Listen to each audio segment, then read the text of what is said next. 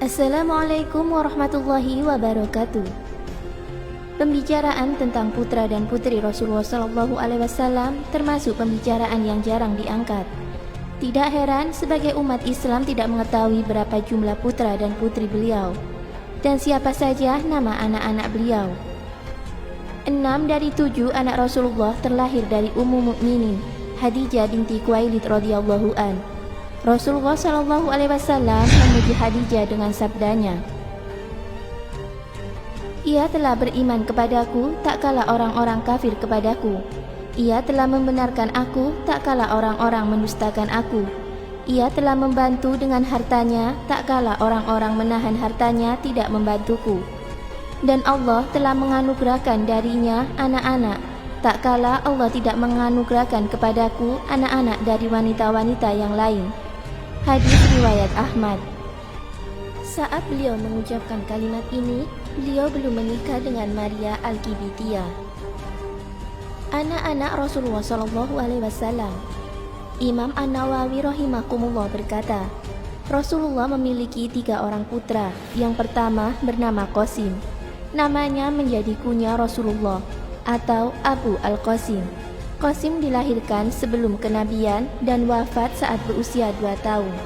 Yang kedua bernama Abdullah. Disebut juga At-Thalib atau At-Thahir karena lahir setelah kenabian. Putra yang ketiga bernama Ibrahim. Dilahirkan di Madinah tahun 8 Hijriah dan wafat saat usia 17 atau 18 bulan. Adapun putrinya berjumlah 4 orang. Zainab yang menikah dengan Abu Al-As bin Ar-Rabi, keponakan Rasulullah SAW dari jalur Khadijah. Kemudian Fatimah menikah dengan Ali bin Abi Thalib. Lalu Ruqayyah dan Ummu Kulsum menikah dengan Utsman bin Affan. Rinciannya adalah sebagai berikut. Putri-putri Rasulullah SAW. Para ulama sepakat bahwa jumlah putri Rasulullah ada 4 orang. Semuanya terlahir dari rahim Ummu Mukminin Khadijah binti Khuwailid. Pertama, putri pertama Rasulullah adalah Zainab binti Rasulullah. Zainab radhiyallahu an menikah dengan anak bibinya, Hala binti Khuwailid, yang bernama Abu Al-As bin Ar-Rabi. Pernikahan ini berlangsung sebelum sang ayah diangkat menjadi Rasul. Zainab dan 3 saudaranya masuk Islam sebagaimana ibunya Khadijah menerima Islam. Akan tetapi sang suami Abu Al-As tetap dalam agama jahiliyah.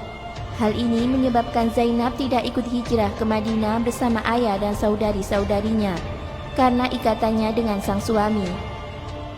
Beberapa lama kemudian barulah Zainab hijrah dari Mekah ke Madinah menyelamatkan agamanya dan berjumpa dengan sang ayah tercinta. Lalu menyusulah suaminya Abu Al-As. Abu Al-As pun mengucapkan 2 kalimat syahadat dan memeluk agama mertua dan istrinya. Keluarga kecil yang bahagia ini pun bersatu kembali dalam Islam dan iman. Tidak lama kebahagiaan tersebut berlangsung. Pada tahun ke-8 Hijriah, Zainab wafat meninggalkan Abu Al-As dan putri mereka, Umamah. Setelah itu, terkadang Umamah diasuh oleh kakeknya, Rasulullah SAW.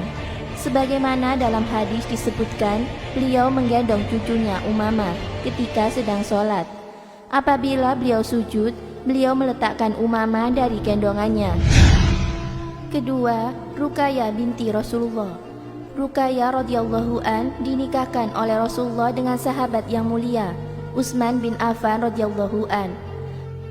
Keduanya turut serta berhijrah ke Habasyah ketika musyrikin Mekah sudah sangat keterlaluan dalam menyiksa dan menyakiti orang-orang yang beriman.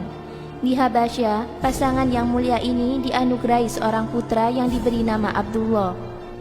Ruqayyah dan Utsman juga turut serta dalam hijrah yang kedua dari Mekah menuju Madinah.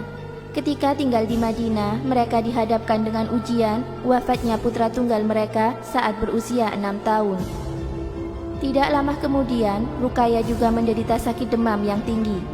Utsman bin Affan setia merawat istrinya dan senantiasa mengawasi keadaannya. Saat itu bersamaan dengan terjadinya Perang Badar. Atas perintah Rasulullah untuk menjaga putrinya, Utsman pun tidak bisa turut serta dalam berperang. Wafatlah Ruqayyah bersamaan dengan kedatangan Zaid bin Haritsah yang mengabarkan kemenangan umat Islam di Perang Badar. Ketiga, Ummu Kulsum binti Rasulullah. Setelah Ruqayyah wafat, Rasulullah menikahkan Utsman bin Affan dengan putrinya yang lain, Ummu Kulsum radhiyallahu an. Oleh karena itu, Utsman dijuluki Zulnurain atau pemilik dua cahaya, karena menikahi dua putri Rasulullah, sebuah keistimewaan yang tidak dimiliki oleh sahabat lainnya. Utsman dan Ummu Kulsum bersama-sama membangun rumah tangga hingga wafatnya Ummu Kulsum pada bulan Sa'ban tahun 9 Hijriah. Keduanya tidak dianugerahi putra maupun putri. Ummu Kulsum dimakamkan bersebelahan dengan saudarinya Ruqayyah radhiyallahu an. Keempat, Fatimah binti Rasulullah. Fatimah radhiyallahu an adalah putri bungsu Rasulullah sallallahu alaihi wasallam. Ia dilahirkan 5 tahun sebelum kenabian. Pada tahun kedua Hijriah, Rasulullah menikahkannya dengan Ali bin Abi Thalib radhiyallahu an. Pasangan ini dikaruniai putra pertama pada tahun ketiga Hijriah, dan anak tersebut dinamai Hasan. Kemudian anak kedua lahir pada bulan Rajab 1 tahun berikutnya dan diberi nama Husain. Anak ketiga mereka, Zainab, dilahirkan pada tahun keempat Hijriah, dan 2 tahun berselang lahirlah putri mereka, Ummu Kulsum. Fatimah adalah anak yang paling mirip dengan Rasulullah SAW dari gaya bicara dan gaya berjalannya.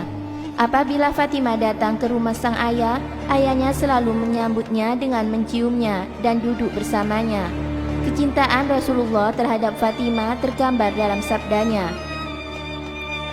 "Fatimah adalah bagian dariku. Barang siapa yang membuatnya marah, maka dia juga telah membuatku marah." Hadis riwayat Bukhari. Beliau juga bersabda, "Sebaik-baik wanita penduduk surga adalah Khadijah binti Khuwailid, Fatimah binti Muhammad, Maryam binti Imran, dan Asiyah binti Muzahim atau istri Fir'aun." Hadis riwayat Ahmad. Satu-satunya anak Rasulullah yang hidup saat beliau wafat adalah Fatimah. Kemudian ia pula keluarga Rasulullah yang pertama yang menyusul beliau. Fatimah radhiyallahu an wafat 6 bulan setelah sang ayah tercinta wafat meninggalkan dunia. Ia wafat dalam 2 Ramadan tahun ke-11 Hijriah, dimakamkan di Baqi. Putra-putra Rasulullah SAW. Pertama, Al-Qasim bin Rasulullah. Rasulullah berkunyah dengan namanya. Beliau disebut Abu Al-Qasim atau bapaknya Qasim. Qasim lahir sebelum masa kenabian dan wafat saat usia 2 tahun. Kedua, Abdullah bin Rasulullah. Abdullah dinamakan dengan At-Thayyib atau At-Thahir. Ia lahir pada masa kenabian. Ketiga, Ibrahim bin Rasulullah. Ibrahim dilahirkan pada tahun 8 Hijriah di kota Madinah. Dia adalah anak terakhir dari Rasulullah SAW. Dilahirkan dari rahim Maria Al-Qibtiyah. Maria adalah seorang budak yang diberikan Muqawqis, penguasa Mesir, kepada Rasulullah. Lalu Maria mengucapkan syahadat dan dinikahi oleh Nabi Muhammad SAW. Usia Ibrahim tidak panjang. Ia wafat pada tahun ke-10 Hijriah saat berusia 17 atau 18 bulan. Rasulullah sangat bersedih dengan kepergian putra kecilnya yang menjadi penyejuk hatinya itu.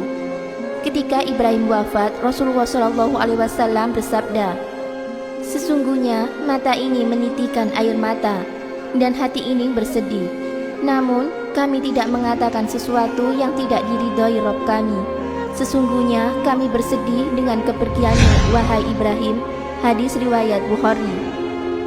Kalau kita perhatikan perjalanan hidup Rasulullah bersama anak-anaknya, niscaya kita dapati pelajaran dan hikmah yang banyak. Allah Subhanahu wa Ta'ala mengaruniakan beliau putra dan putri yang merupakan tanda kesempurnaan beliau sebagai manusia. Namun Allah juga mencoba beliau dengan mengambil satu persatu anaknya, sebagaimana dahulu mengambil satu persatu orang tuanya, tak kala beliau membutuhkan mereka, ayah, ibu, kakek, dan pamannya. Hanya anaknya Fatimah yang wafat setelah Nabi Muhammad SAW. Allah juga tidak memperpanjang usia putra-putra beliau.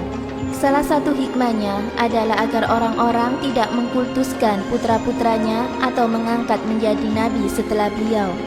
Bisa kita lihat, cucu beliau Hasan dan Husain saja sudah membuat orang-orang yang lemah terfitnah.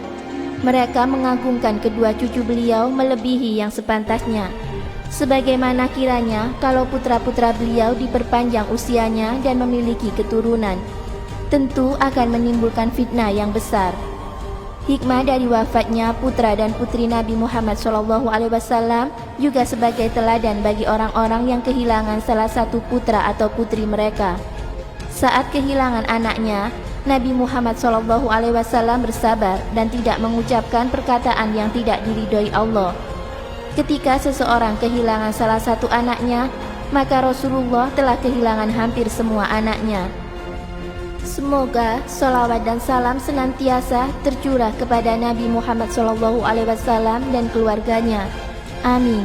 Wallahu a'lam bishawab.